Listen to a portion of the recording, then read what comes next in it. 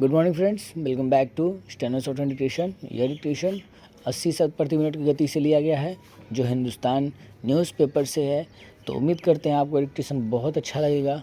और अगर आप किसी भी स्टेनोग्राफर एग्ज़ाम की तैयारी कर रहे हैं तो आपके लिए यह डिक्टेशन रामबाण का काम करेगा। तो चलिए शुरू करते हैं डिक्टेशन शुरू करने से पहले अगर आपको हमारा यह कंटेंट अच्छा लगता है, यह डिक्टेशन अच्छा लगता है, तो प्लीज़ दोस्तों के साथ शेयर ज़रूर करें, लाइक करें और सब्सक्राइब ज़रूर कर लें। चलिए शुरू करते हैं डिक्टेशन। रेडी। इन दिनों बिहार में एक लतीफ़ा बहुत मशहूर हुआ है। आज का स्कोर क्या है? यह कोई क्रिकेट मैच का स्कोर जानने की उत्सुकता नहीं है। रोज़ पुल गिर रहे हैं और लोगों ने इस बड़ी त्रासदी को भी मनोरंजन का प्रयास बना लिया है। वे पूछना चाहते हैं कि आज कोई पुल गिरा या नहीं।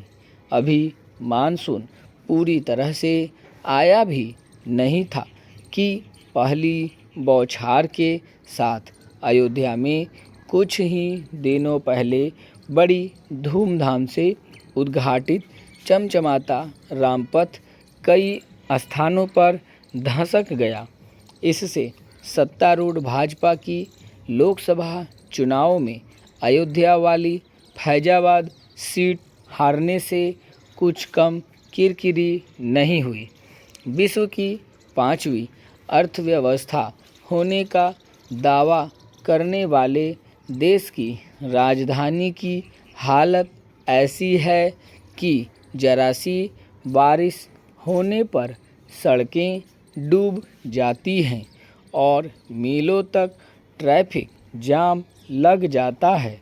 नई दिल्ली के एक छोटे से इलाके को छोड़कर कहीं भी निकल जाइए, आपको टूटी सड़कें, उखड़े फुटपाथ, पॉलीथीन और कूड़े से बजाती नालियाँ और इन सब के साथ कोढ़ में खाज की तरह दुर्घटनाओं को निमंत्रित करते गाय भैंस के झुंड सार्वजनिक जगहों पर मिलेंगे।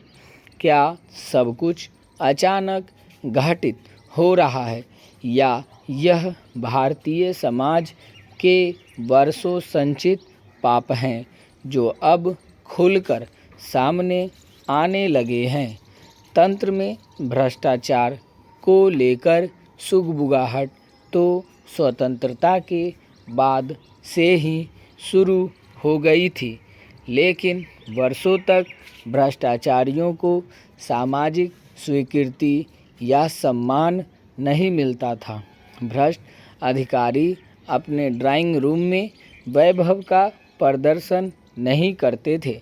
ऐसा कुछ नैतिक मूल्यों के बचे रहने से अधिक सरकारी डंडे के भय के कारण भी होता था। नैतिक मूल्यों के बारे में कुछ कहना तो मुश्किल है, पर सरकारी डंडे का कितना भय बचा है, इसका अनुमान लगाना आसान है। पिछले साल नई दिल्ली के दिल प्रगति मैदान के चारों तरफ कुछ भूमिगत मार्ग बनाए गए। अरबों रुपए की लागत से बने मार्गों का उद्घाटन प्रधानमंत्री नरेंद्र मोदी ने किया और इन रास्तों की दीवारों पर की गई पेंटिंग से अभिभूत होकर उन्होंने सलाह दी कि सप्ताह के एक दिन ट्रैफिक बंद कर स्कूली बच्चों को यहाँ इन्हें देखने के लिए लाया जाए। गनीमत है इस पर अमल नहीं किया गया, वरना नई पीढ़ी उन दुस्साहसी अफसरों की हरकतों को देखकर शर्मिंदा होती जिन्होंने प्रधानमंत्री आवास से कुछ किलोमीटर दूर ऐसी सड़कें बनाई थीं जो चंद महीने में ही सुरक्षित चलने लायक नहीं रहीं।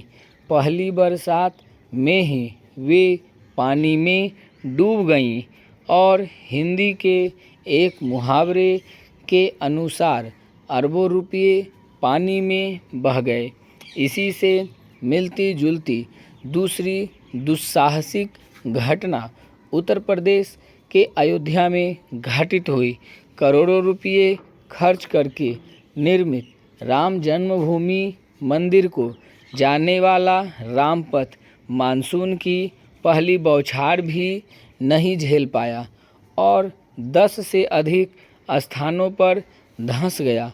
किसी भी अफसर को डर नहीं लगा कि इस रास्ते से हर महीने मुख्यमंत्री और साल में कम से कम एक बार तो प्रधानमंत्री भी गुजरेंगे। अयोध्या में जगह जगह भ्रष्टाचार का प्रदर्शन देखने को मिला। नए बने रेलवे स्टेशन की दीवार गिर गई, सारे ड्रेनेज व्यवस्था ध्वस्त हो गई, सड़कों गलियों में पानी भर गया और नए बने तीर्थ की चमक फीकी पड़ गई। यहाँ तक कि नए बन रहे राम मंदिर के पुजारी ने छत टपकने की बात की। मंदिर तो एक ट्रस्ट बना रहा है, इसलिए उसमें किसी कमी के लिए सरकारी अमला उत्तरदायी नहीं है, पर मनुष्य तो हर जगह एक जैसे ही हैं। ऐसा नहीं है कि भ्रष्टाचार एकदम से सिर उठाए दिखने लगा है। फर्क सिर्फ यह आया है कि फलती फूलती अर्थव्यवस्था में अब आधारभूत ढांचे के विकास के लिए अकूत धन मिलने लगा है। सड़कों, रेलवे, हवाई अड्डों या बंदरगाहों के निर्माण और विकास के लिए सरकारें प्रभुत संसाधन झोंक रही हैं और यह दिख भी रहा है। दिक्कत यह आ रही है, जिस सरकारी मशीनरी को इस निर्माण के लिए लगाया गया है, उसके ज़्यादातर सदस्यों के लिए यह लूटपाट के एक अद्भुत अवसर की तरह है। ऐसा कैसे हुआ कि अब कार्यदायी संस्थाओं के सदस्यों के मन में अपने किए का डर इस हद तक समाप्त हो गया है कि वे प्रधानमंत्री और मुख्यमंत्री की नज़रों में आ सकने वाले कामों में भी भ्रष्टाचार का कोई अवसर नहीं छोड़ते। शायद इसका कारण पूरे तंत्र में भ्रष्टाचार का संस्थाबद्ध हो जाना है। किसी भी उत्सुक खोजी मन के लिए समय के साथ संस्थाओं और भ्रष्टाचार के रिश्तों में आए बदलाव को समझना मुश्किल नहीं होगा। पुरानी बात है, उत्तर प्रदेश की एक निर्माण एजेंसी में 10% का रेट मशहूर था। यह आम जानकारी थी कि कुल स्वीकृति राशि का 10% भिन्न स्तरों के अधिकारियों में बंटता था। मैंने अपने एक मित्र से, जो इसी विभाग से रिटायर हुए हैं, आजकल के रेट के बारे में जानना चाहा तो मुझे अपनी उस जिज्ञासा का भी उत्तर मिल गया कि भ्रष्टाचारी इतने भयमुक्त कैसे हो गए हैं। उन्होंने बताया, अब किसी परियोजना को स्वीकृत करने के साथ ही मंत्रालय और मुख्यालय स्तर पर अपना हिस्सा काट लिया जाता है और कई मामलों में तो यह 50% तक होता है। अगर ठेकेदार 20% तक भी अपना मुनाफा सीमित रखने की सोचे तो मुश्किल से 30% राशि ही जमीन पर खर्च होती है। मंत्रालयों और मुख्यालयों का समर्थन ही मौके के अधिकारियों के अंदर इतना साहस भरता है कि वे किसी भी से भी न डरें। अयोध्या इसका बड़ा उदाहरण है। यहाँ सड़क धंसने का खामियाजा सिर्फ मौके के अधिकारियों को भुगतना पड़ा। जिन शक्तियों की वजह से वे दुस्साहसी बने, उनके खिलाफ क्या हुआ नहीं पता। विशाल धनराशि खर्च करके घटिया आधारभूत संरचना निर्मित करने का भारतीय अर्थव्यवस्था पर क्या असर पड़ेगा, इसका अनुमान लगाना बहुत मुश्किल नहीं है। यह मसला इसलिए भी गंभीर लगता है कि प्रधानमंत्री और उत्तर प्रदेश के मुख्यमंत्री की छवि एक कठोर और ईमानदार प्रशासक की है, फिर भी नीचे इसका असर नहीं दिख रहा। उन्हें सोचना पड़ेगा कि आखिर भ्रष्ट अधिकारियों के मन में उनका भय क्यों नहीं बैठ रहा। तो फ्रेंड्स, यह डिक्टेशन पूरे 10 मिनट का है और जिसकी गति 80 से 85 वर्ड पर मिनट की है।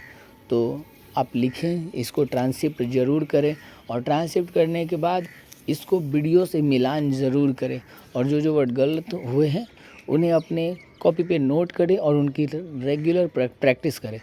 इसके साथ जो भी आउटलाइन आपको नहीं बन रहे हैं, आपसे नहीं बन रहे हैं, उसे कमेंट बॉक्स में कमेंट करें। हम उसकी आउटलाइंस बनाकर नेक्स्ट वीडियो में प्रोवाइड करेंगे। Thank you.